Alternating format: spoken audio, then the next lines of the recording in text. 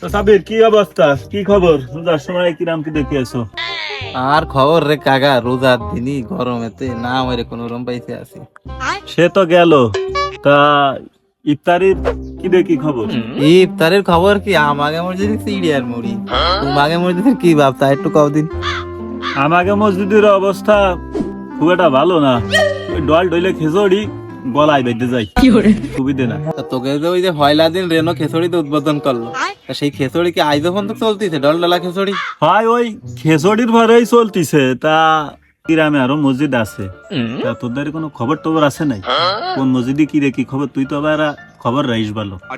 খোঁজ খবর তো আছে রে কাকা। তা হলো পশ্চিম পাড়া মসজিদে গরুর গোশ, আমি যতদূর জানি। আর হচ্ছে পূব পাড়া মসজিদে বিরিয়ানি, আর দক্ষিণ পাড়া মসজিদে পোল্ট্রি। আরে তা তোকে মসজিদে কি দেখি বাপ? তোকে মসজিদের খোঁজ খবর তো জানি না। ও আমাকে মসজিদের কথা আর কয়ে না। ওই সকালবেলা আসতেছি ভর দিয়ে দেখলাম যে ওই সোলা বাজতিছে, ওই সোলার গন্ধ বেরোচ্ছে। আর খোঁজ নিলাম সে ওই মাছ মিশে মুড়ি দোকানের থেকে কিনে নিয়ে গেছে। কাকা তাহলে একটা হিসেব করা যায়। ও তো কলো যে ওকে মসজিদের ভাব ভালো না। এখন পশ্চিম পাড়া মসজিদে গরুর গোশ, আর পূব পাড়া মসজিদে বিরিয়ানি। গরমেতে বিরিয়ানি খাওয়া যায় না, গলা মলা আইতে যাবে না, পানি চুনি খাই নাই দিনভর। আর তাছাড়া পশ্চিম পাড়া মসজিদে ধুর আছে, আইতে গেলি সব বেশি। ধুরির মসজিদে নামাজ পড়লি সব বেশি।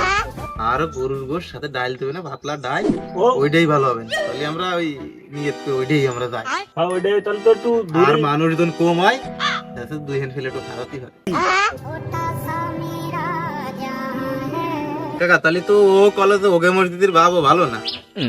তাহলে আমরা ওই ই করি, পশ্চিম পাড়া মসজিদ যেহেতু গরুর গোশ, আর পূব পাড়া মসজিদ যেহেতু বিরিয়ানি। গরমেতে বিরিয়ানি ফিরিয়ানি ও যাবে না, গলা মলা আইটি যাবে না, ওই গরুর গোশই দেয়। পাতলা ডাল থাকতো না সাথে। আরো মনে করো কি যে ধুরির মসজিদ আইতে গেলেও সব বেশি হবে না, নামাজ পড়লেও সব বেশি হবে না। তাছাড়া ও মসজিদে মানুষ কম হয়, দেখা যাচ্ছে দুই প্লেটও ভাত। তা তুই যে এত হিসেব কিতাব করতেছিস, তা তুই কি রোজাটা কি আসিস তুই? আমি ফাইসা গেছি মাইন কারছি পায়।